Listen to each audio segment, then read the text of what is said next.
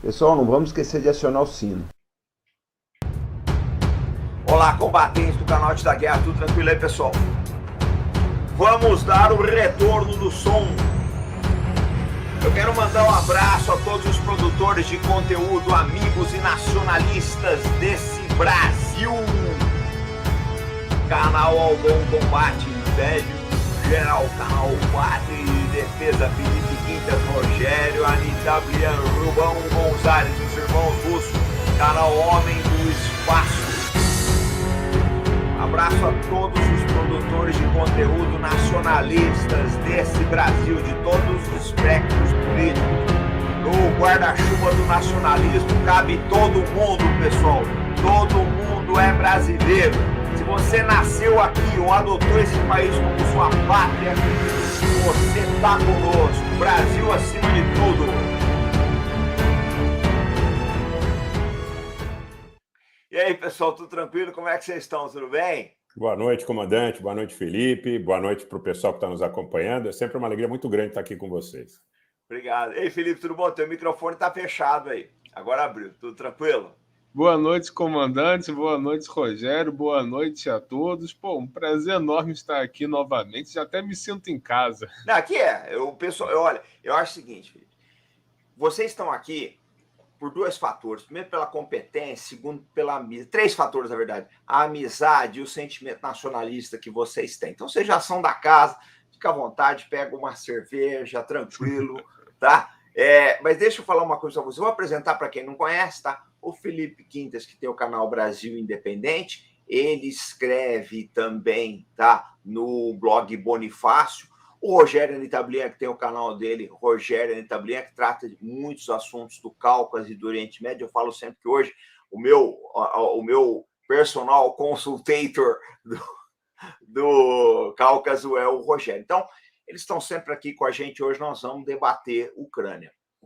Gente, eu queria saber o seguinte de vocês. Eu vou abrir mais janela e vocês podem ir falando. Quem quer começar aí? Quem vai começar com o debate? Primeiro os mais velhos, né? Começa pelo Felipe. Tá, então eu vou passar Felipe aqui.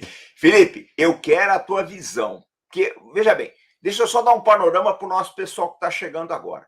Gente, está tendo uma forçação de barra dos Estados Unidos, pelo menos é o que eu estou entendendo, aí os nossos convidados que vão colocar o ponto de vista deles. Mas a gente nota uma certa forçação de barra dos Estados Unidos e do Reino Unido para sair um conflito na Ucrânia. E há países que não estão concordando tanto com isso. A Alemanha é uma delas, a Alemanha já está pulando fora, a França está bastante em cima do muro aqui. Os países menores, então, eles definitivamente parece que não querem esse cenário. Então, eu queria a opinião de vocês. Felipe, está contigo. Em primeiro lugar, é preciso ver o panorama mais amplo em que se situa esse conflito. Quando houve o fim da Guerra Fria, os Estados Unidos estavam muito confiantes de que havia chegado o fim da história. Eles estavam muito confiantes de que a humanidade tinha evoluído ao máximo possível até ali e que a hegemonia norte-americana sobre o mundo inteiro, a hegemonia de um certo modo de organização econômica, política e social incorporada nos Estados Unidos, iria prevalecer dali pela eternidade. Para nós, parece, no mínimo, muito prepotente achar que um modo específico de ser de um país ia prevalecer para toda a eternidade. Mas foi assim que os grupos dirigentes dos Estados Unidos pensaram quando a União Soviética foi derrotada, quando a União Soviética sucumbiu. Então, ao longo dessas últimas 3 décadas, os grupos dirigentes norte-americanos viveram a partir dessa ilusão, né? E eles não viram que a história seguiu em frente, que outros países se estruturaram, que a própria Rússia, que eles julgavam derrotada, conseguiu se reorganizar como nação, não nos moldes soviéticos, mas em moldes nacionalistas, que permitiram colocar a Rússia novamente no grande jogo geopolítico internacional. Teve a China também, por outro lado, que cresceu muito, se desenvolveu muito. Os Estados Unidos achavam que a China ia virar um anexo das empresas multinacionais norte-americanas e europeias. Não foi isso que aconteceu. A China absorveu o capital estrangeiro para formar o seu próprio capital e hoje está aí ditando os termos da globalização. Eles têm aí a Belt and Road Initiative, a nova Rota da Seda, que é justamente a China remodelando a globalização segundo os seus interesses, porque ela acumulou força, capacidade, potência para isso, né? A gente tem, por outro lado, a Índia emergindo. A gente tem aí os países BRICS, em geral, com novas perspectivas de mundo, com novos horizontes, né? Pela primeira vez na história moderna, o eixo econômico do mundo está saindo do Atlântico Norte e indo para a Ásia. Nada disso, as elites dos Estados Unidos, e por tabela as elites europeias, principalmente anglo-batavas, né, de Grã-Bretanha e Holanda, nada disso elas esperavam. E agora bateu um desespero nelas, porque elas estão vendo que aquela hegemonia que eles pensavam ser eterna está se desmoronando muito rapidamente frente a novos blocos de poder. Então, eles tentam, de todo modo, intimidar essas forças ascendentes. Não que eles queiram fazer guerra, até porque eles não podem fazer guerra, né? Estados Unidos, Inglaterra sabem que não têm condições de bater de frente com uma Rússia, com uma China. Uma guerra hoje não interessa. Inglaterra fazem esses joguinhos para ver se intimidam e usam estados servis, como a Ucrânia, como procuradores dos seus interesses. Então, na verdade, eu vejo muito mais a Ucrânia cavando uma guerra contra a Rússia para agradar os Estados Unidos do que a Rússia propriamente tomando uma iniciativa ofensiva. Grande parte da mídia estava arrancando os cabelos aí com a possibilidade da Rússia invadir a Ucrânia. Não era a Rússia que invadiu a Ucrânia. É mais fácil a Ucrânia invadir a Rússia, né? Mas a Ucrânia é um país que não tem autonomia. Primeiro porque a Ucrânia não é um país propriamente dito. A Ucrânia não é um país como o Brasil, é um país como a Argentina, é um país como a França, é um país... Não. A Ucrânia é Rússia. A Ucrânia, historicamente, faz parte da Rússia. A Ucrânia é um pedaço da Rússia que se desmembrou, mas a população ucraniana, grande parte dela se reconhece como Rússia, enfim, tem profundos laços culturais, étnicos, religiosos com a Rússia, né? E a Ucrânia é comandada por uma elite alinhada pelo menos desde 2014, alinhada com o bloco ocidental, o bloco da OTAN, e se submete a fazer esse papelão. A Ucrânia está fazendo um papelão no cenário internacional. A Ucrânia está cavando uma guerra com a Rússia. É o Pinchen querendo cavar uma guerra contra o Rottweiler, né, para agradar os Estados Unidos, né? E qual a consequência disso? Isso gera uma tensão internacional, de fato, mas, ao mesmo tempo, nada que faça reverter a marcha da história como ela está acontecendo hoje, que é o eixo geopolítico e geoeconômico do mundo sair do Atlântico Norte e se pulverizar em novos centros, na China, na Índia, na Rússia, a África, que está crescendo, o Brasil, que está desperdiçando uma oportunidade de ouro nesse momento, mas mais cedo ou mais tarde vai retomar, vai aproveitar.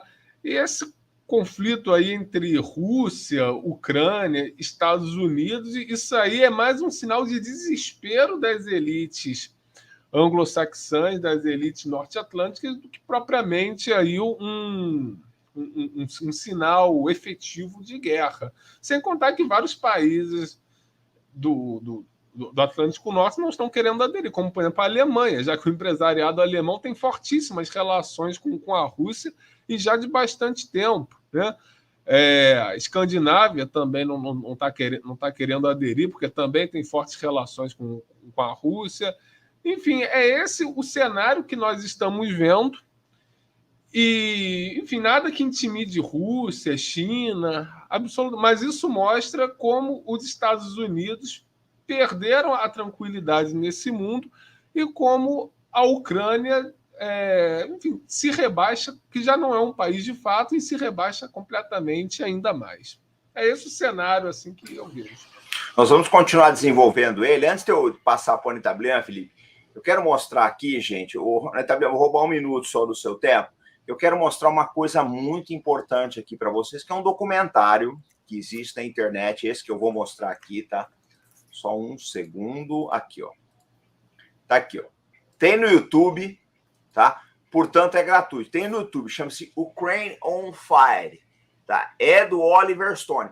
Esse documento tem o Winter on Fire da Netflix, que é o mesmo assunto. Só que é interessante, os dois tratam da mesma coisa, do Maidan em 2013, 2014. Só que você assiste um documentário, assiste outro, parece que você está falando de países diferentes. O Stone entrevistou o Putin, entrevistou o Yanukovych, entrevistou diversas autoridades, e você nota ali que houve uma forçação de barra muito grande para derrubar o governo iraniano, o governo ucraniano, no inverno de 2013 para 2014. Eu recomendo esse documentário. Quem assistir ele, sai dali com outra visão do conflito ucraniano, tá, gente? Então, vou deixar depois aqui na descrição, vocês dão uma olhada. Rogério, já roubei muito teu tempo. Vou passar para a tua versão, depois eu comento e a gente continua ouvindo Felipe Quintas. Está contigo aí, obrigado. Eu vou pegar o gancho da última fala do Felipe, quando ele falou sobre o empresariado alemão, do desejo do empresariado alemão de não cumprir a agenda dos Estados Unidos e da Grã-Bretanha. Eu fico aqui pensando, por exemplo, nos interesses da Siemens, da Bayer, da Bosch, da Volks, da Daimler, da Thyssen, né? no mercado russo. Por exemplo, pessoal, só para que vocês tenham uma ideia, a Daimler, né, ela tem 15% da Kamaz, que faz aqueles caminhões militares, que faz o Tifon. 15% daquela empresa russa é da Daimler alemã. Só para que vocês tenham uma ideia, eles investiram pesadamente para fabricar os automóveis Mercedes da classe E no Parque Industrial de Essipovo, cerca dos 30, 40 quilômetros ali a noroeste de Moscou, para produzir em função da demanda do público russo. A Alemanha tem fortíssimos laços comerciais com a Rússia, e não foi por acaso que aquela declaração do vice-almirante na Índia, do vice-almirante da Marinha Alemã, dizendo que a Crimeia era um caso perdido para a Ucrânia, e dizendo também que o Putin só quer respeito, foi dada dentro daquele contexto. No momento seguinte, houve pressão. Naturalmente, você tem setores da sociedade alemã, inclusive dentro do governo, que são alinhados à OTAN. O Partido Verde, o pessoal aí da agenda ambiental, o pessoal da coisa lá do carbono, aquela coisa toda, né, que é uma agenda multilateral que parte de Washington e Londres, basicamente são centros de poder que emanam as diretrizes dessas políticas. Agora, ele foi forçado a renunciar. Porém, depois o próprio Scholz falou que a Alemanha tem interesses específicos que muitas vezes vão diferir dos interesses dos Estados Unidos e da Grã-Bretanha. Outro ponto importante é que quando o Macron assume a presidência rotativa no Parlamento Europeu, ele fala, entre outras coisas, que a agenda da Rússia é diferente da agenda dos Estados Unidos, que é diferente da agenda da França, que é diferente da agenda da Comunidade Europeia. Então, nesse sentido, eu acho que vão ficando claras as fissuras. Existe uma fissura importante. A dependência franco-germânica, mais especificamente, são dois aspectos aí. Da exportação de produtos manufaturados com valor agregado para a Rússia, que é um mercado muito interessante, e porta de entrada para vários mercados nos países ex-repúblicas soviéticas, né? De alguma forma, a questão da energia, que é fundamental, porque aí há uma disputa, não só em relação ao suprimento energético que vem da Rússia, pelo Nord Stream 2, pela questão do custo e da qualidade e da celeridade, como também aí a gente vai encontrar um interesse específico da OTAN na Noruega. A Noruega quer ser contraponto ao fornecimento de energia que vem do leste. Então, aí você percebe que a posição norueguesa, não por acaso Stoltenberg é norueguês, é forte no sentido de tentar depreciar a posição da Rússia. Então, a todo tempo eles dizem a Rússia vai invadir, a Rússia vai invadir, a Rússia vai invadir. Hoje a gente teve um fato novo e muito interessante, eu falava sobre isso pela manhã, que foi um discurso do Zelensky dizendo que a Ucrânia pode tomar uma ação preventiva. Quer dizer, não está restando mais alternativa em relação às provocações potenciais que eles possam fazer com relação à Rússia. Porque agora eles estão dizendo nós podemos tomar um ataque, promover um ataque preventivo, porque os russos estão se concentrando na fronteira, porque a região do Donbass está ocupada, porque a Crimeia está ocupada. Esse discurso voltou, né? Na própria Ucrânia, o que se falava muito era a respeito das diretrizes do Acordo de Minsk para negociar status de Lugansk e Donetsk, né? Tentando ali um formato parecido com o que foi colocado na Bósnia. Eu tenho muita familiaridade com isso, porque muitas vezes o governo do Azerbaijão tentou esse tipo de solução na questão do Nagorno-Karabakh, antes daquela agressão de 2020, dá uma solução no modelo da Bósnia, um modelo que preservaria a autoridade tanto em Kiev como em Baku em relação a Lugansk, Donetsk e Nagorno-Karabakh, respectivamente. Então, o que está acontecendo nesse momento é que o Zelensky está falando de novo na Crimeia. O ditador do Azerbaijão, Aliyev, e o presidente turco, Erdogan, estão falando na Crimeia também, mostrando que a questão da integridade territorial da Ucrânia passa pela solução do problema da Crimeia. Tudo isso, a gente sabe, para os militares russos, para a classe política, para a liderança russa, é uma provocação praticamente impossível de não ser respondida. Paralelamente a isso, a gente vê a Grã-Bretanha desembarcando toneladas de armamento em Kiev, não passando pelo espaço aéreo alemão, que é marcante isso, eles não passam, eles vão por cima, não passam pelo espaço aéreo alemão, mostrando que a Alemanha não está alinhada efetivamente com essa política. E agora os países bálticos, Estônia, Lituânia, Letônia, entregando material que receberam dos Estados Unidos. Pessoal, é tão complexo isso que até os helicópteros de fabricação russa, que eventualmente estejam com esses países bálticos, estão sendo cogitados como passíveis de transferência para a Ucrânia, os Mi-17. É muito complexo. Agora, armamento dos Estados Unidos, que passou pela Alemanha, a Alemanha não quer que seja entregue a Kiev. Macron e Scholz, os dois têm políticas bastante diferentes da política de Boris Johnson e da política do Biden. Agora, se isso pode chegar num ponto de fissura que leve à ruptura da organização, eu não acredito que no curto prazo não. No curto prazo eu acredito que não, assim como também não acredito no curto prazo que vai haver um embate com mísseis intercontinentais com cargas nucleares. Não acredito nisso. Agora, acredito sim que conflitos pontuais, importantes, regionais, eu falo muito sobre a Sérvia como um potencial foco de tensão, falo muito sobre não só o Cazaquistão, por exemplo, o Tajiquistão, a questão da fronteira com o Afeganistão, país membro do CSTO. A gente tem que ficar atento para tudo isso, porque a gente pode estar olhando para a fronteira da Ucrânia com a Rússia e, de repente, pode pipocar um outro foco de conflito. Acho que a questão do Cazaquistão tem um pouco disso também, né? Muita gente fala, foram os russos que preventivamente forçaram aquela situação. Pode ser, mas era um foco de conflito para o poder político. A China incrementou 5 vezes nesses 30 anos as suas trocas comerciais com as 5 repúblicas da Ásia Central. Muita gente fala turquificadas, né? Conversando com muitas pessoas dessas repúblicas, eles dizem russificadas, né? Há uma polêmica danada aí.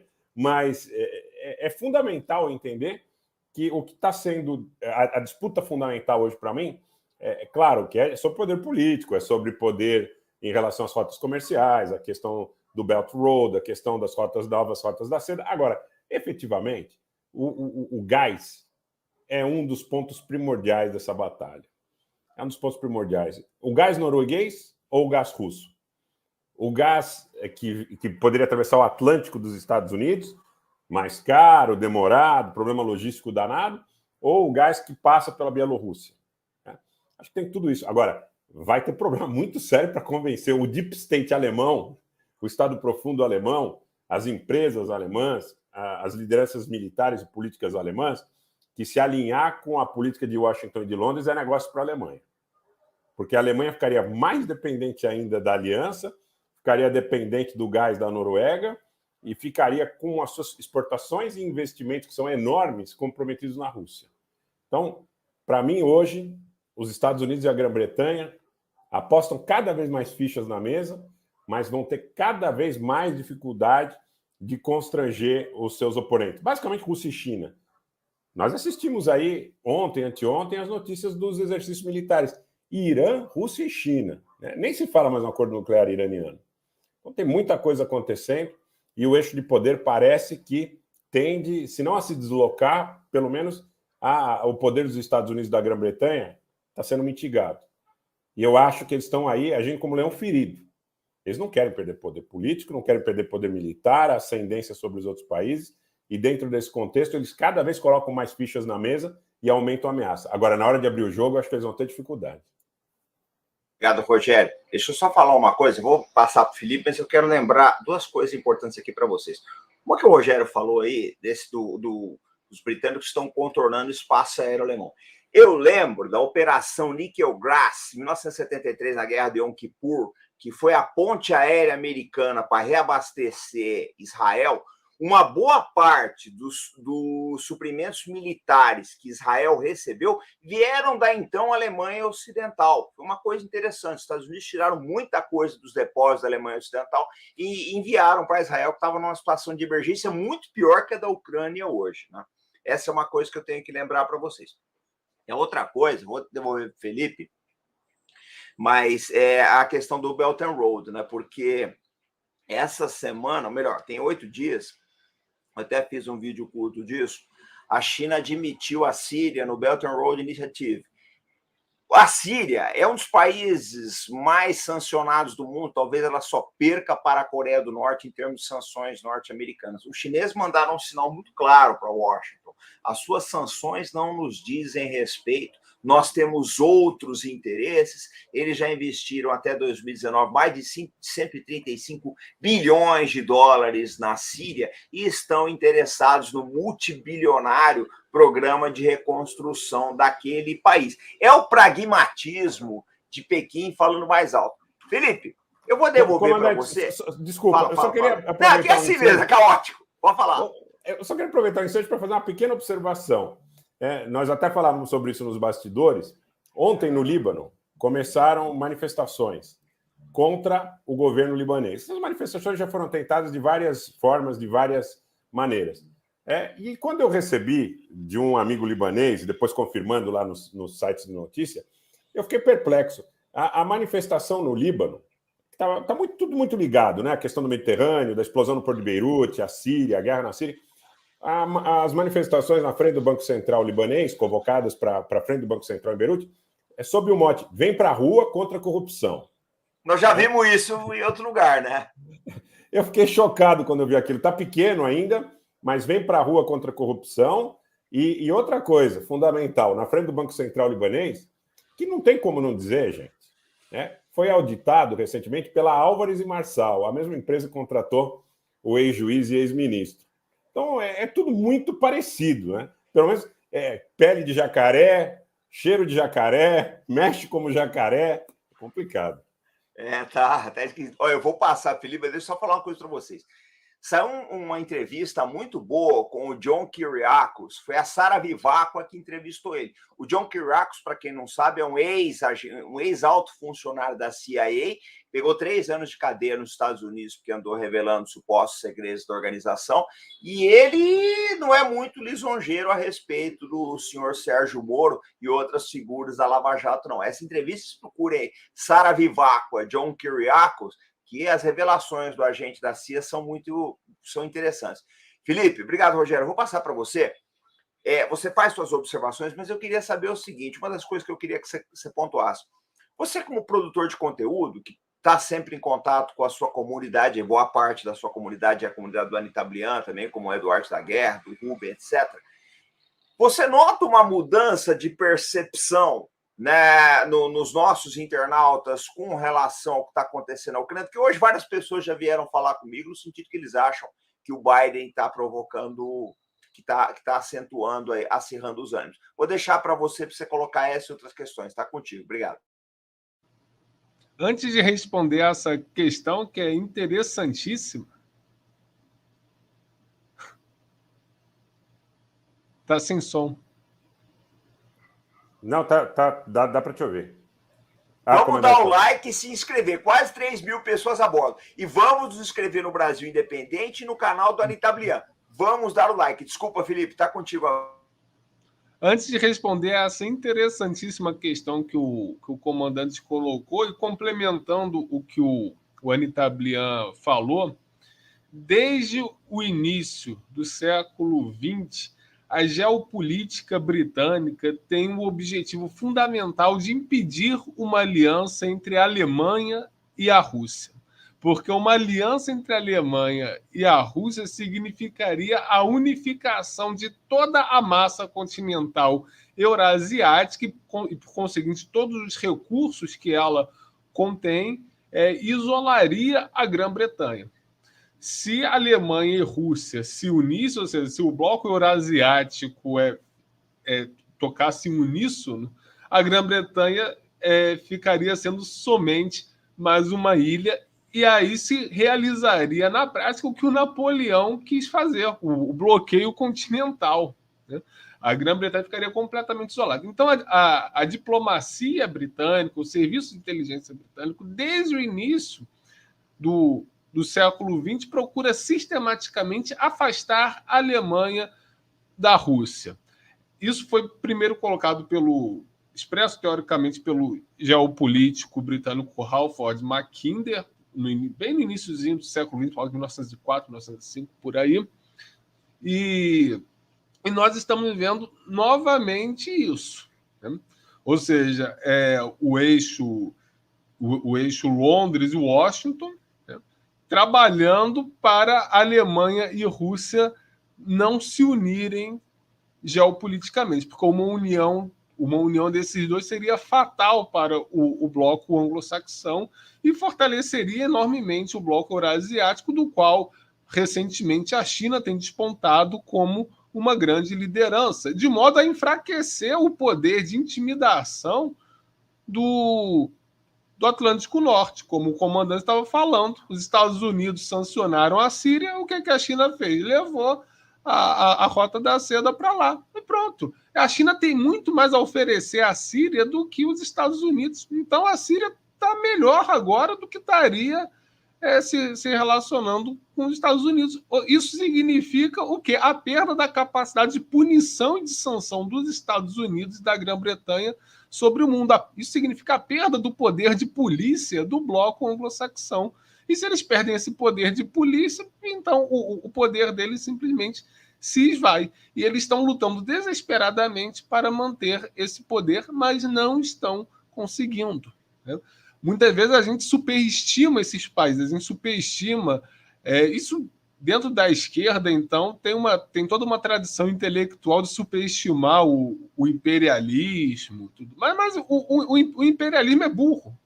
No limite, o imperialismo anglo-saxão é muito limitado. Eles nunca conseguiram se impor completamente no Brasil e não estão conseguindo hoje se impor em praticamente lugar nenhum do mundo. Eles não são invencíveis. Eles pensam, os Estados Unidos, sim, são uma grande potência, sem dúvida, mas estão longe de serem invencíveis. O Mao Tse-tung que percebeu isso muito bem quando falou que o imperialismo era um tigre de papel. A China passou a perna nos Estados Unidos e hoje está recolhendo os frutos disso. Os Estados Unidos não sabem o que fazer, né?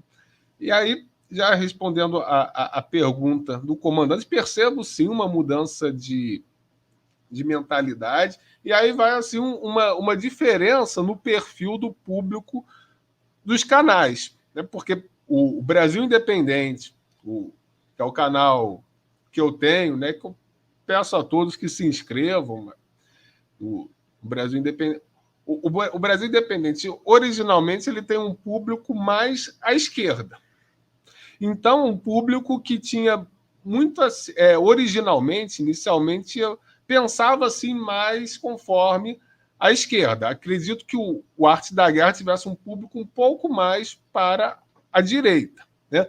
Mas, à medida que o tempo vai passando, que certas questões vão sendo colocadas, e a gente vai colocando a questão nacional acima de esquerda e de direita, os públicos tendem a convergir para esse centro fundamental que é a questão nacional. Então, certos vícios, certos cacoetes, certos chiboletes ideológicos de direita e de esquerda vão se perdendo e as pessoas vão assumindo uma postura um pouco mais madura em termos de ver daquilo que interessa ao Brasil e aquilo que não interessa. Isso é um trabalho muito bacana que a gente tem feito em parceria com o público, né? Esse trabalho que a gente faz envolve um diálogo constante com o público. A gente aprende também com o público. Eu aprendo bastante com o público do Brasil Independente. Eu acho também que o público do Brasil Independente aprende bastante comigo. Acho que essa dinâmica é semelhante ao que acontece no Arte da Guerra, no canal do Anitta Blian. É uma dinâmica muito positiva porque é a construção de uma nova plataforma nacionalista. O nacionalismo esteve ausente do debate político brasileiro durante décadas. O último grupo político que colocou a questão nacional no centro do debate foram os militares durante o regime militar. Mas quando ocorre a redemocratização e os militares são politicamente derrotados, a questão nacional sai de cena. E só agora está retornando. E está retornando pela gente, né? Nós estamos fazendo renascer a questão nacional através dos nossos canais. Isso é tão importante que outros produtores de conteúdo, outros influenciadores, outros canais, outros políticos, partidos, enfim, que não são alinhados conosco, estão sendo pressionados a se posicionar sobre a questão nacional, sobre o nacionalismo, o que não acontecia até um tempo atrás. E por que eles estão sendo pressionados a se posicionar sobre a questão nacional e nacionalismo? Porque nós estamos colocando essa discussão no centro do debate, né? Nós estamos trazendo novamente essa questão. É exatamente isso que o Luiz está falando. O nacionalismo está voltando e nós estamos fazendo ele voltar. Mas isso não é apenas nós que estamos fazendo voltar pela nossa oratória, pelo nosso carisma.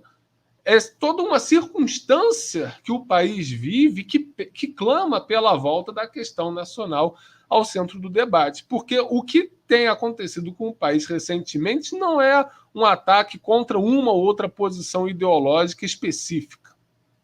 O que tem acontecido nos últimos anos é um ataque contra o Brasil, contra a nação brasileira, contra aquilo que diz respeito a todos nós, independente das posições políticas que nós temos ou que nós tínhamos. É um ataque contra o território brasileiro, um ataque contra a língua brasileira, um ataque contra as instituições brasileiras, um ataque contra a economia brasileira, um ataque contra o patrimônio nacional brasileiro, um ataque contra os valores brasileiros, um ataque contra a alma brasileira, ou seja, um ataque contra tudo aquilo que é comum a todos nós, contra tudo aquilo que nos diz respeito enquanto brasileiros, independente do que sejamos, né? Alguém pode ser de extremíssima direita, o outro pode ser de extremíssima esquerda, mas tanto um quanto o outro, eles são brasileiros e eles precisam de um país para viver. Sem essa base comum, não vai ter mais nada. Sem Brasil não tem direito, não tem nada. Mas o que está sendo atacado não é direita ou esquerda especificamente. O que está sendo atacado é o Brasil. Por isso que a questão nacional, o retorno da questão nacional é uma necessidade e nós, tanto nós como produtores de conteúdo e também o nosso público, nós estamos à frente dessa retomada. E essa retomada tem feito com que a questão nacional volte a ser discutida por todos. Mesmo os que são críticos à questão nacional, hoje são obrigados a se colocar contra e explicar por quê. Eles estão sendo imprensados na parede e nós é que estamos catalisando esse renascimento da questão nacional. E é por essas e outras que eu sou bastante otimista, porque se nós, sem dinheiro nenhum, sem financiamento nenhum, sem recurso nenhum, já estamos conseguindo alterar os termos do debate nacional, é porque existe um substrato, existe um terreno fértil para isso. E essa semente que nós estamos plantando, ela já está germinando e vai germinar. Os antinacionalistas tiveram essas décadas todas de terreno livre para eles. Mas agora eles já não estão mais livres e ficarão cada vez menos livres, porque, acima de tudo, o que urge retomar é o Brasil, né? Não é ideologia A. Ideologia A ou B pode esperar na geladeira aí, né? O que importa é o Brasil, e é o Brasil que está acima de tudo, porque sem Brasil não tem mais nada. Fechado, comandante. Eu vou passar para o Rogério, mas antes eu quero fazer um comentário aqui, eu vou devolver para o Rogério. Hoje eu estava acompanhando nas redes sociais, estava almoçando com o Cabaé, mandar um abraço aqui para ele, canal Velho General, canal e blog agora, tá? Vamos dar o like, pessoal, vamos dar o like. Mas a gente estava acompanhando um negócio que está acontecendo nas redes sociais, aí não vou citar nomes, mas eu vi muita gente apanhando cada bandeira dos Estados Unidos, gente. Muita gente apanhando cada bandeira dos Estados Unidos. Então, eu acho que daqui até o final do ano, bandeira americana vai sumir e tem que sumir, não é possível. Ou você serve a Deus ou você serve ao diabo. Não dá para servir a dois países, pessoal. Não dá para servir a dois países. Não dá. Não dá. Servir os Estados Unidos e o Brasil não tem condições. Não tem. Você pode ter aí uma vez, mas direto, como eu vejo, tem gente que não põe sequer a bandeira do Brasil. Então, vocês têm que cobrar. Vocês têm que falar, que porra é essa que essa bandeira americana tá fazendo aí? Que porra é essa que essa bandeira de Israel, da Ucrânia e de Taiwan? É sempre essas quatro. Israel, Ucrânia, Taiwan, Estados Unidos. Que porra é essa? Tu nasceu lá, tu é taiwanês, você é israelense, que porra que você é? O que você tá defendendo aqui? Então tem que ser assim, gente. Nós somos brasileiros. Se você não tiver orgulho, se você não tiver amor ao local onde você nasceu, acabou, não tem mais nada. Rogério, eu vou passar para você. Vamos dar o like, pessoal. 3.100 pessoas a bordo. Vamos dar o like e se inscrever nos canais nacionalistas. Ô, Rogério, vou passar para você. Eu queria que você que conhece bem, principalmente a região do Cáucaso, e a Armênia passou por situações bastante difíceis ali. Eu sei que você é um profundo conhecedor, é a nossa referência aqui, tudo que acontece ali na Armênia e Azerbaijão. Eu queria que você desse mostrasse assim as similaridades entre muita coisa que acontece na Ucrânia e o que acontece na Armênia. Tá contigo. Obrigado. E além disso, comandante, a questão do Brasil também, eu acho que se encaixa perfeitamente. Porque a gente fala muito sobre 2013, mas se nós remontarmos à Constituição Federal de 1988, o que aconteceu ali, na realidade, foi o ressentimento de setores liberais, de diversas ideologias, mas de setores liberais, em relação aos militares. Isso gerou o quê? O superempoderamento do Ministério Público e de setores do Judiciário, que não são admirados pelos brasileiros. Muita gente nem sabe o que é direita, o que é esquerda na Revolução Francesa. Eu muitas vezes tenho dificuldade em relação a me adequar a um desses campos políticos, porque eu tenho meus valores em relação à questão da família, em relação à questão do país, da iniciativa privada, das liberdades, mas também tenho apreço pelo fato do país assegurar a administração dos setores estratégicos nas mãos de nacionais. Então, muitas vezes vão dizer, isso aí é direita ou esquerda? É difícil essa definição, tá? É difícil a definição. O que aconteceu na Armênia? Inclusive, o presidente da Armênia renunciou ontem, claramente em desacordo com perspectivas de que se façam negócios com a Turquia, esquecendo a questão do genocídio, que levou à morte de 1,5 milhão de pessoas em 24 de abril de 1915. A data lembra, e naquele período aconteceram pelo menos 1,5 milhão de assassinatos no famoso genocídio armênio, que precisa ser reconhecido pela comunidade internacional, e é importante, é mistério que se haja reparação, Então, lá na Armênia, o que aconteceu? Que levou a esse conflito de 2020, essa agressão do Azerbaijão e da Turquia, com o apoio de Londres. Não sou eu que estou dizendo. A comunidade armênia dos Estados Unidos fez uma pesquisa extensa.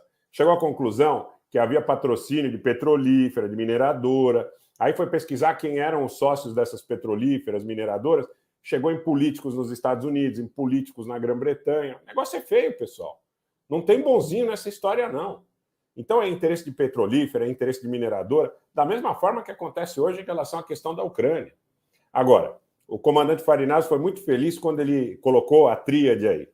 Demonização, sanção e ação material de ocupação militar. Porque é assim que a coisa funciona. Na Armênia, lá por volta de 2012, 2013, começou um movimento que falava que havia corrupção no exército, que os militares... Gente, a história da picanha e do leite condensado sem tirar nem pôr. Assim como eles não têm criatividade para fazer manifestação no Líbano e dizem que vem para a rua contra a corrupção do Banco Central, que foi auditado pela Álvares e Marçal, na Armênia era o mesmo papo. Fulano, piloto de helicóptero, deu carteirada no cinema. Quer dizer, umas coisas assim sem pé nem cabeça. mas que mobilizam muitas vezes setores ressentidos da sociedade contra o exército, contra a Força Aérea. Havia muita conversa nesse sentido. Olha, autoritarismo, militares são privilegiados, eles ganham muito, eles recebem benefícios que o resto da sociedade não recebe.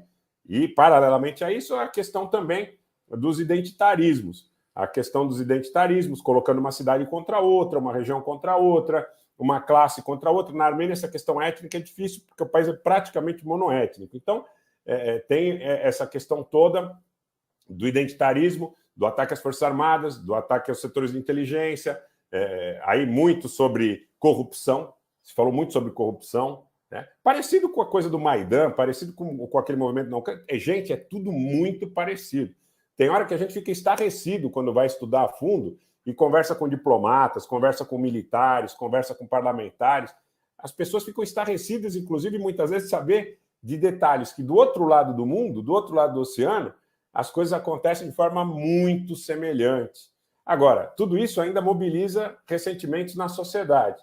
Eu, mesmo conversando com colegas, a minha formação acadêmica na área do direito, e conversando com colegas que hoje estão no Ministério Público ou estão no Judiciário, muitas vezes ainda existem setores que admiram a Operação Lava Jato. E quando você vai falar com eles sob o ponto de vista da questão política, você percebe que muita gente está mobilizada pelo ressentimento. Mas a corrupção, Pô, corrupção tem que ser combatida. Eu quero que todos os corruptos estejam na cadeia, independente de partido político, não importa quem seja. Agora, para isso, eu sempre digo, você não pode desestruturar um parque industrial de um país. Você não pode colocar um país em convulsão, uns contra os outros, sob esses epítetos evocativos, comunista, nazista. Olha, primeiro, eu acho que essas ideologias, se quiserem entrar no âmago, eu acho que essas ideologias elas estão ultrapassadas, tá? Pode ser até que eu angarie inimizades aqui por falar isso de uma forma tão franca, mas eu acho que essas ideologias e seus aspectos mais totalitários estão ultrapassadas. Agora, na minha visão, é nacionalismo para entender versus globalismo / neoliberalismo. É isso que está acontecendo.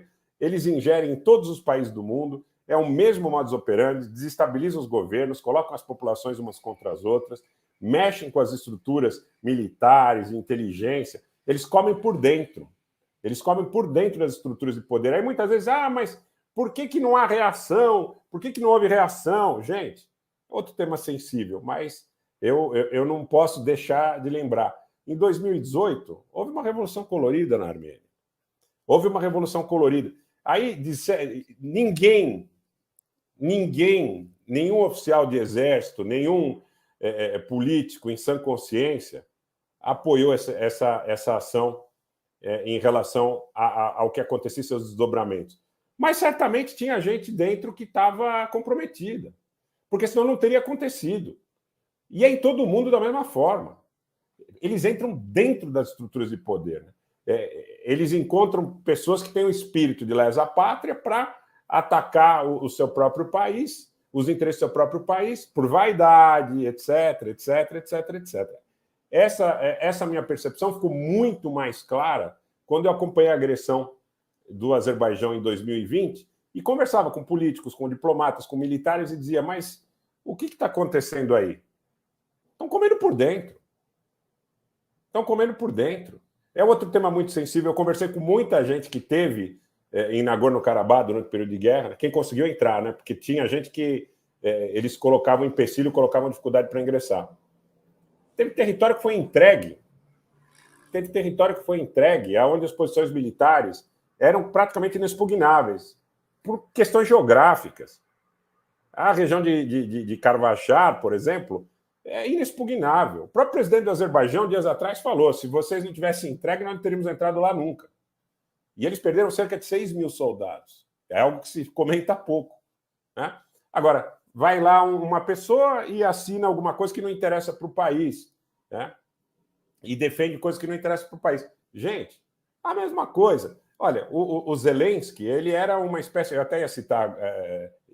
ia ser um ato falho aqui, ia citar um humorista semelhante, mas não vou entrar nessa seara, não vou citar nominalmente. Um cara que tinha um programa de auditório lá, um humorista, né? Que foi alçado à condição de chefe de Estado, baseado em quê? no fato de que ele era um sujeito que combatia a corrupção, que ele era contra o sistema. Mas ele é contra o sistema e contra o país, e contra os interesses do país. Se não fosse assim, o aliado natural da Ucrânia, não estou aqui para defender a Rússia, não, mas o aliado natural da Ucrânia é a Rússia, é a Alemanha.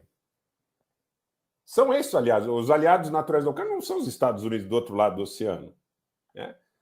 Os aliados naturais, por uma série de questões geográficas, estratégicas e tudo mais, seriam, teoricamente, a Rússia e a Alemanha, majoritariamente, maiormente, talvez a Bielorrússia também, os países bálticos com os quais eles circunstancialmente se relacionam. Então, tem muita coisa parecida com o Brasil. Eu vejo muito que o Brasil passou por uma constituinte em 1988, que hoje a gente vê, na época eu era adolescente, tinha 15 anos de idade, mas hoje a gente vê claramente que muito do que se fez ali foi objeto de ressentimento de setores liberais da sociedade com os militares. Então, superempoderou o Ministério Público, superempoderou setores do Judiciário. Hoje eu estava vendo ali que o ministro do Supremo Tribunal Federal, Ricardo Lewandowski, mais uma vez, anulou uma série de medidas tomadas pelo presidente Bolsonaro, que, como eu sempre digo, gostemos ou não, tenhamos votado ou não, é o presidente do Brasil. E o Judiciário, com decisões monocráticas, reverte, seja em relação à questão sanitária, seja em relação à questão da abertura e fechamento de comércio, delega para governador. Porque, por exemplo, em relação a qualquer iniciante de direito constitucional, sabe, dessas questões em relação à administração de abertura, de fechamento de comércio no período da maior crise sanitária, são situações concorrentes. Né? A responsabilidade é concorrente, município, estado e federação. O que aconteceu? Esvaziaram as prerrogativas da federação. Então, eu entendo o brasileiro na rua que diz, mas o que adianta votar para presidente? O que adianta votar para deputado? Se, de repente, numa canetada as coisas mudam. Agora, isso acontece por quê? Por causa da Constituição Federal de 88, por causa do esvaziamento das instituições nacionais, que decorre muito do ressentimento de setores liberais da sociedade com os militares, inclusive da Faria Lima. Obrigado, Rogério. Uma coisa importante, eu vou passar para o Felipe, gente, mas uma coisa importante vocês têm que lembrar. Essa divisão ideológica que tem no Brasil, cada um no seu canto, o cara que se acha de direita num canto, o cara de esquerda de outro, favorece o STF, gente. Porque só uma composição nacional, só um governo de salvação nacional, só uma concertação brasileira devolveria o STF para o seu devido lugar. Enquanto ficar essa pendenga maravilhosa aí, que está esse fla-flu, o STF reina soberano, porque nenhum partido isolado, nenhuma corrente política isolada tem força para mexer com o STF. Nenhuma das duas correntes. É um fato. Podem ter você que é radical, que acha que não tem que conversar com ninguém, que está sozinho, não, eu sou melhor que todo mundo, você vai ter o STF no teu cangote durante muito tempo, você não tem força para empurrar essa pedra. Você vai precisar daquele cara que você não gosta, que você não concorda com ele, que os dois juntos têm força. Enquanto você ficar no seu quadrado ideológico aí, meu amigo, achando que o mundo tem essa divisão de direita e de esquerda, eu falo com você que está aqui na plateia, que vai lá no canal do Rogério, chama ele de fascista, vem aqui me chama de comunista, chama o Felipe do que quer que você queira chamar aí, de bolsominion fascista, tem milhões de apelidos que vocês inventam. É você que está empoderando o STF, meu amigo. Você está criando uma fratura política. Tem um que é sem palado aí no chat, aí, que diz que é comunista infiltrado. Não sei se sou eu, Felipe, o senhor, quem que é.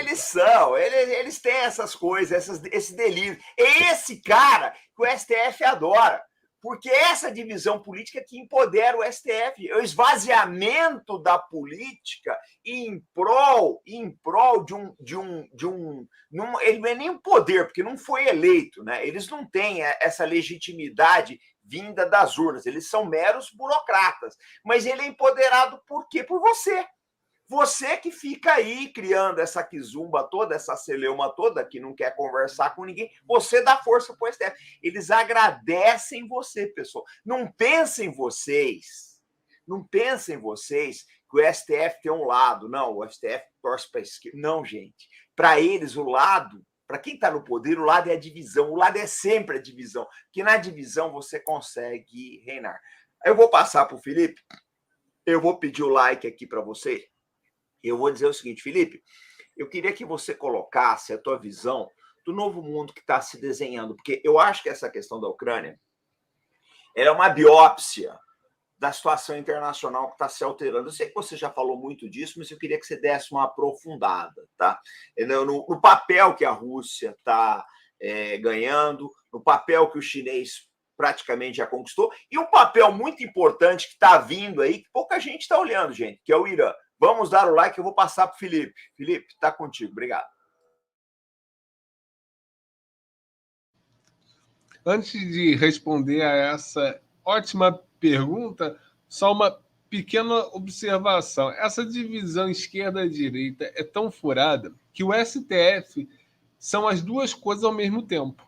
O STF é de esquerda e é de direita ao mesmo tempo. Ele pega alguma coisa da esquerda, principalmente a pauta moral progressista, o progressismo de costumes, ele pega esse liberalismo econômico radical da direita, né?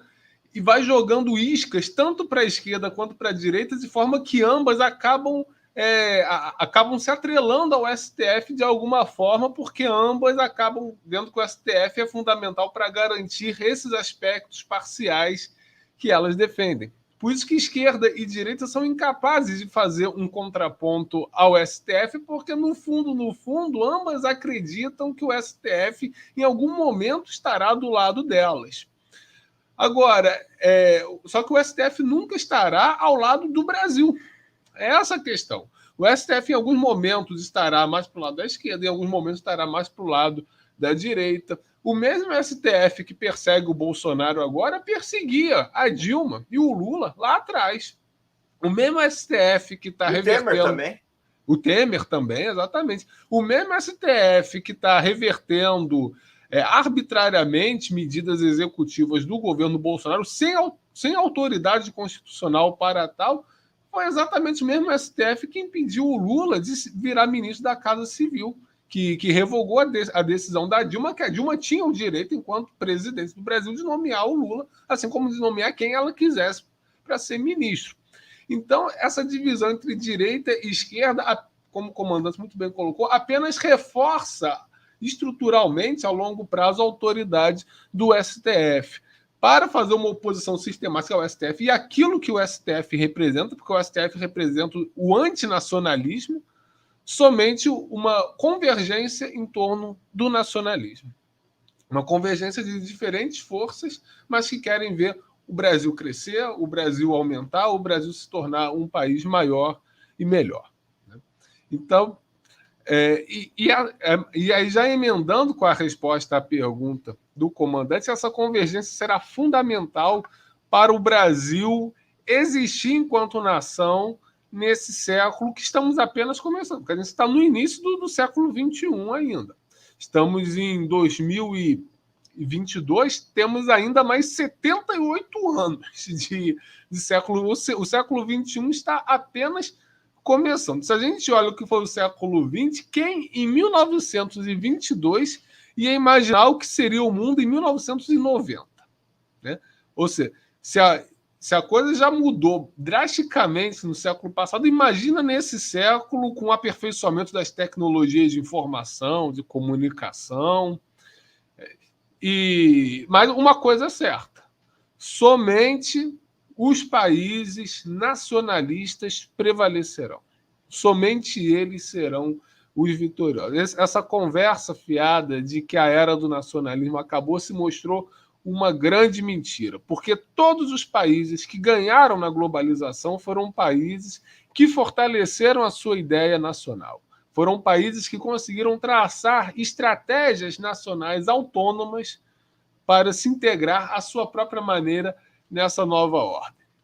E assim vai ser ao longo desse século. Então, o Brasil precisa dessa convergência para poder existir, e essa convergência vai se realizar e já está se realizando. O próprio fato da gente estar fazendo esse vídeo aqui, né, já é uma manifestação dessa convergência que está se costurando em todo o Brasil. Porque o Brasil é um país muito grande. Né? A gente tem que olhar Brasil não com os olhos de quem está vendo o fim da história, mas com os olhos de quem está vendo o início de uma história. O Brasil ainda é um país muito jovem, né? A história do Brasil não está no fim, ela está apenas começando. Olha tudo que a gente já construiu, olha a estrutura que o Brasil tem. O Brasil tem metrópoles em todas as regiões. Qual é o país do mundo que tem essa infraestrutura que o Brasil tem, né? O Brasil não é um país qualquer. O Brasil tem um porte considerável, um porte avantajado. Se a gente chegou até aqui, não é agora que tudo isso vai ser destruído. A gente caminhou por rumos errados nos últimos anos, nas últimas décadas, mas nada que não possa ser corrigido. E essa correção está se impondo agora. E o mundo que está surgindo é um mundo muito melhor do que o que a gente conhecia, né? Muita gente é saudosista da época da Guerra Fria. Não existe motivo nenhum para ser saudosista da Guerra Fria, porque o que era o mundo da Guerra Fria? Era um mundo dominado por duas superpotências imperialistas. Estados Unidos de um lado, União Soviética de outro. Então, tirando os Estados Unidos e União Soviética, ninguém mais realmente se deu bem durante o contexto da Guerra Fria. Todos os outros países ficaram espremidos entre esses dois blocos de poder. O mundo que está surgindo agora não vai ter duas superpotências, vai ser uma descentralização de diferentes núcleos de poder que vai dar muito mais espaço para os países traçarem suas próprias políticas, para os países escolherem por si só o que eles querem ser. Nós já estamos vendo isso acontecer. O mundo hoje, ninguém precisa se aliar à China, ninguém precisa se alinhar incondicionalmente à China para se opor aos Estados Unidos. Ninguém precisa se alinhar aos Estados Unidos para se opor à China. Existe uma multiplicidade de parcerias que são possíveis, de forma que nenhum país precisa se subordinar a outro. Isso é um fenômeno novo, assim. São raros os momentos da história em que isso é possível. E hoje em dia está sendo possível, e o mundo que está se desenhando com base nessa multipolaridade.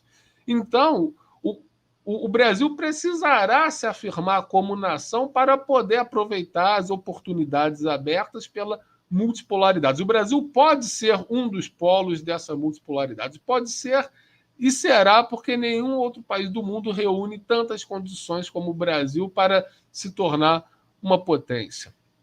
Então, nós temos aí a ascensão da Rússia. A Rússia hoje não é a União Soviética.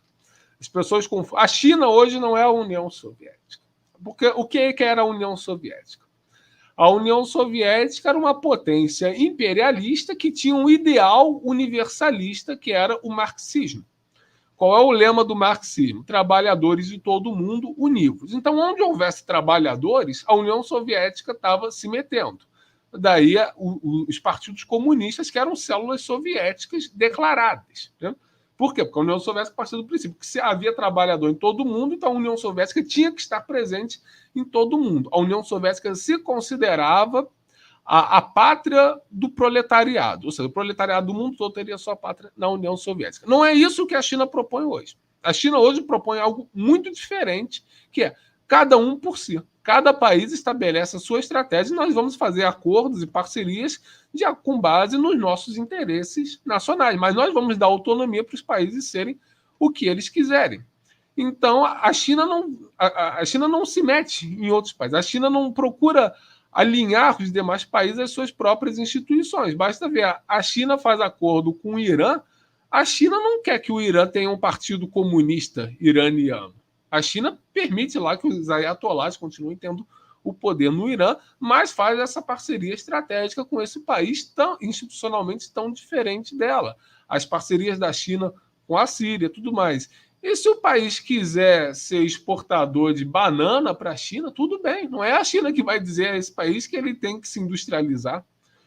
Então, a China ela tem uma postura muito diferente da União Soviética. De certa forma, a China realiza o ideal da Conferência de Bandung, de 1955, que era um dos países não alinhados. A política externa chinesa, até hoje, é a política externa de um país não alinhado. A China está procurando seu próprio interesse. E ela também permite que os outros países procurem o seu próprio interesse. Mas se os outros países não procurarem, não é ela que vai forçar os outros países a fazerem isso. Então, a China não é a União Soviética, de forma alguma. A China não espalha, a China não impõe os seus valores aos outros países como a União Soviética fazia. A Rússia hoje não é a União Soviética. A Rússia hoje quer ser uma nação. A Rússia hoje quer se manter íntegra. Ela não quer se expandir para o resto do mundo. Isso quer dizer que a Rússia hoje é boa? Não, não é questão moral, é uma questão de interesse, de possibilidade e de projeto. Os projetos da Rússia e da China hoje são diferentes porque são adequados a um mundo que se caracteriza por uma multipolaridade cada vez maior. Então, os países que quiserem se impor nesse mundo multipolar vão ficar para trás, que é o que está acontecendo com os Estados Unidos. Por exemplo, os Estados Unidos e a Grã-Bretanha não perdem a mania de quererem ser polícia do mundo, mas ninguém mais dá bola para eles. O mundo está virando as costas para eles. Por quê? Porque o mundo mudou, mas eles não mudaram. Então, eles estão ficando para trás, né? Então, esse mundo que está surgindo é um mundo com muito mais espaço para países como o Brasil, que não são nem países do centro econômico mundial, mas também não são países completamente periféricos. Essa nova ordem mundial que está se desenhando é perfeita para países como o Brasil estabelecerem suas próprias estratégias para eles mesmos alcançarem uma posição de maior poder geopolítico. E nós só vamos aproveitar essa oportunidade se nós nos unirmos em torno do Brasil e do que é fundamental para o Brasil. As ideologias, em geral, fazem muito mal porque elas limitam o âmbito de criatividade nacional. Elas limitam os caminhos pelos quais o Brasil pode seguir. Então, aí tem uma pessoa de esquerda aí que defende que o Estado tem uma postura muito ampla, né? Uma postura muito grande. Outra pessoa de direita vai querer que o Estado seja mínimo ou inexistente. Por que a gente não pode ter as duas coisas? Por que a gente não pode ter um Estado forte e, ao mesmo tempo, amplas oportunidades de investimento? É o que a China faz, né? A China tem um Estado imenso, mas em nenhum outro país do mundo existem tantas oportunidades de investimento privado como na China. Por quê? Porque o que importa não é mais Estado ou mais mercado. O que importa é uma parceria entre Estado e iniciativa privada no âmbito da nação, para que toda a nação possa crescer junto. É parceria, não é um dominando o outro, né? E tudo isso tem que estar circunscrito de acordo com o projeto nacional, que é o projeto que a coletividade do país se coloca através dessa convergência entre forças amplas, entre forças que não necessariamente concordam entre si, não precisam concordar sempre entre si, mas precisam convergir em torno daquilo que é fundamental, que é o Brasil. O Brasil não apenas no seu sentido econômico, mas o Brasil no seu sentido simbólico, né?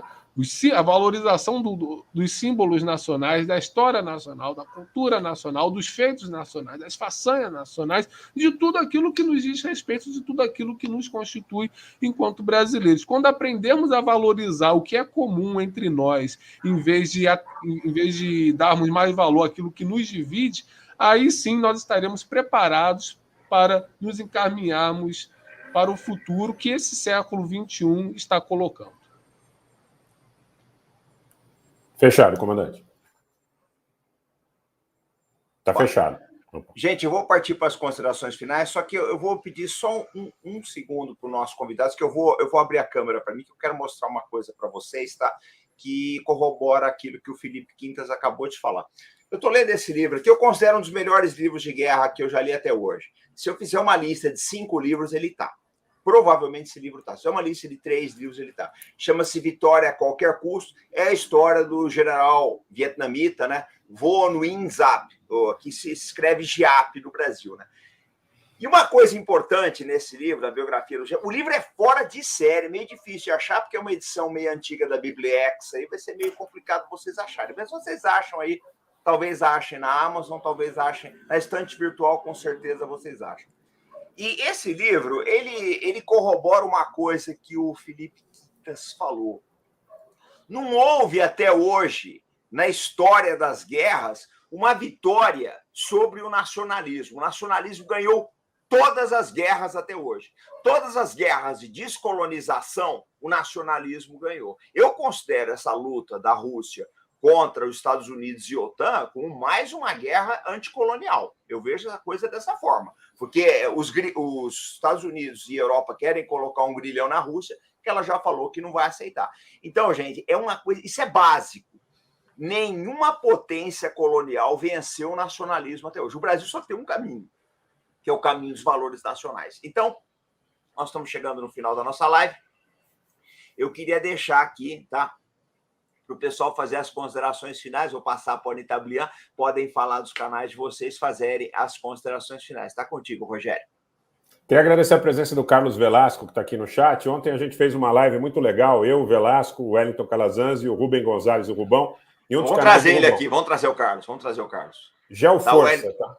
O Wellington também é um cara que merece muito respeito. De novo, ele já veio aqui, nós vamos trazer ele de novo. Então, pessoal, se quiserem assistir essa live de ontem, se inscrevam no canal Geoforça, que é um dos canais do Rubão, tá? Vale muito a pena, foi um debate interessante. Claro, não se esqueçam de se inscrever também no meu canal, Rogério Anitta Blian. Eu tenho o Telegram, que vocês vão encontrar o link na descrição dos vídeos, e estou também no Twitter, @Anitta Blian. Eu queria dizer o seguinte, antes de encerrar, surgiu essa polêmica em relação ao STF, se é de direita, se é de esquerda.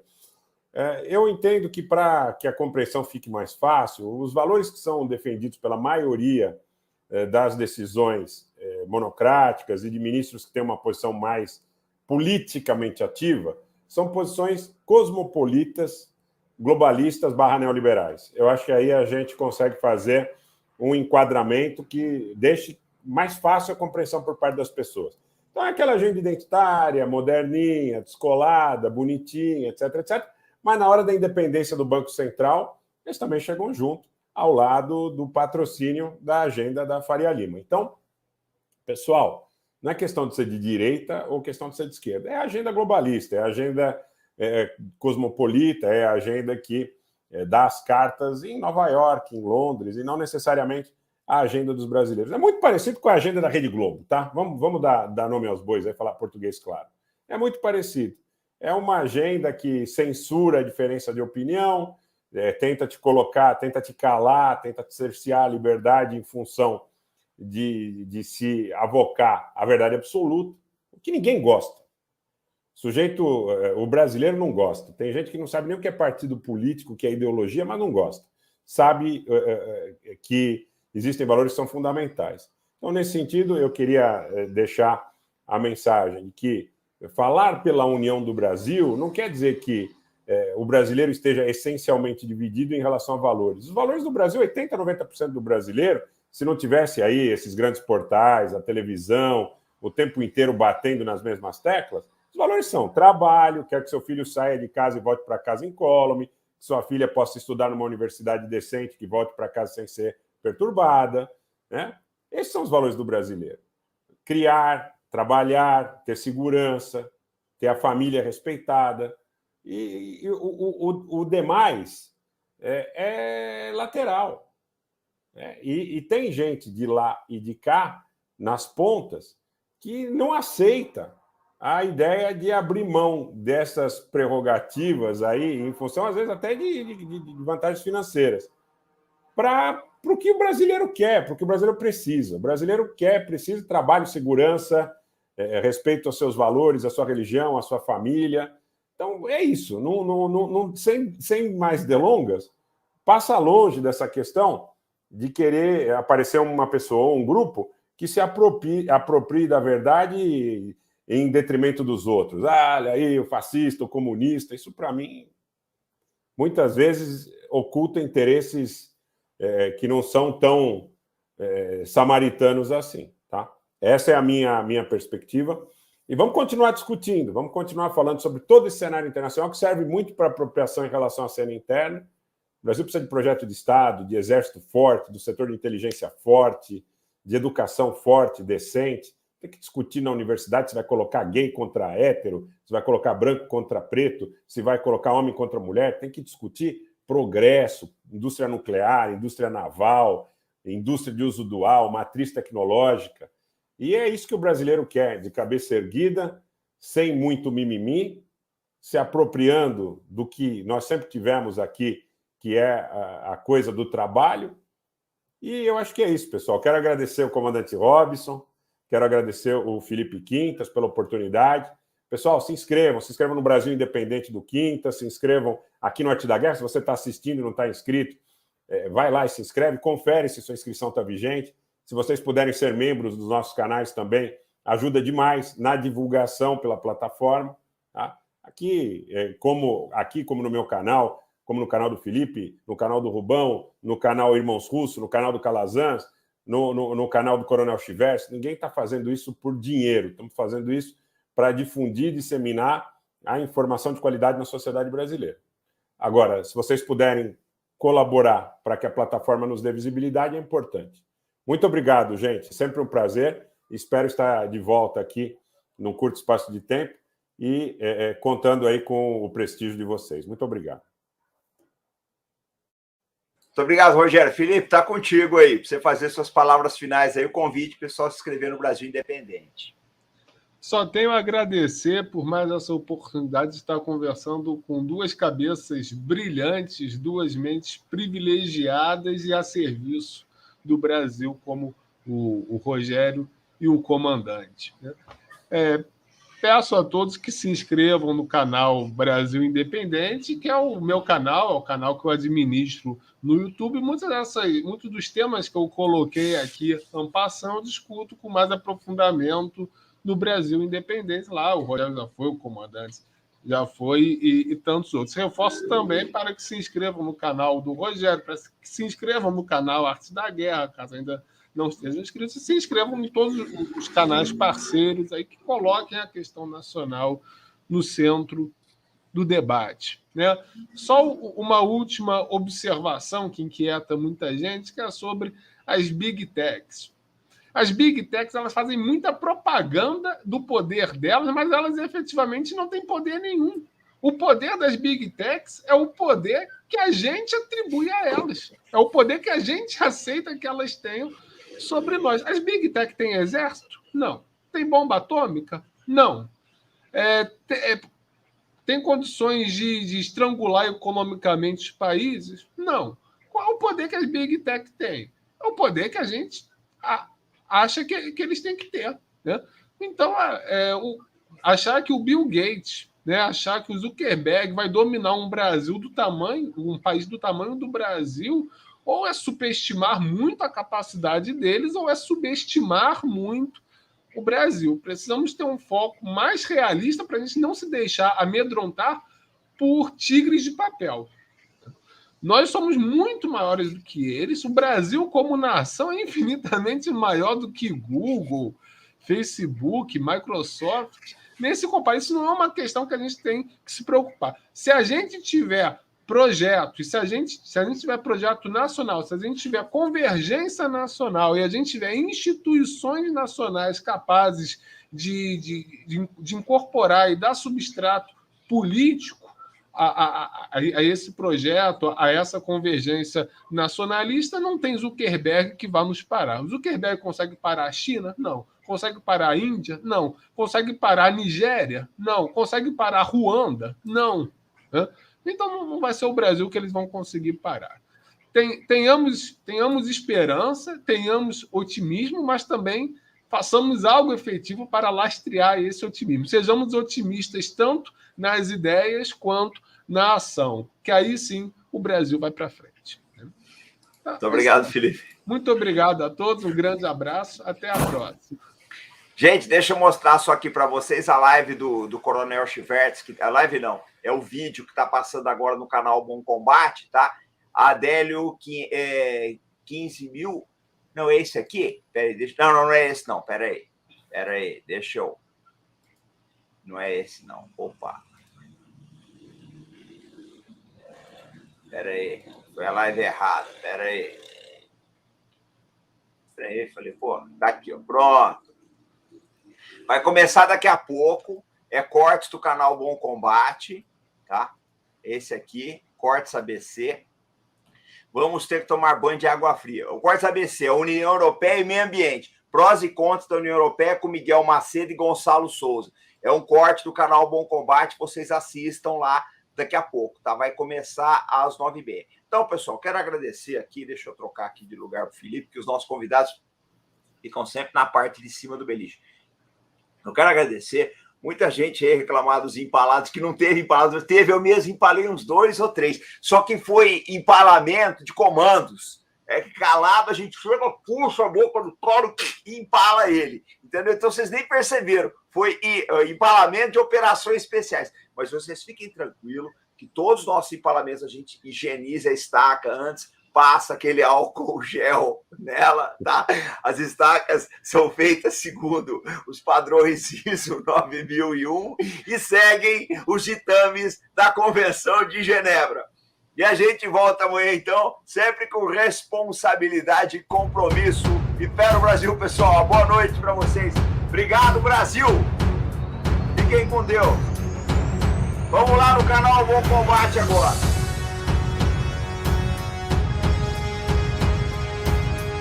Aos empalados, aquele abraço. Curtam e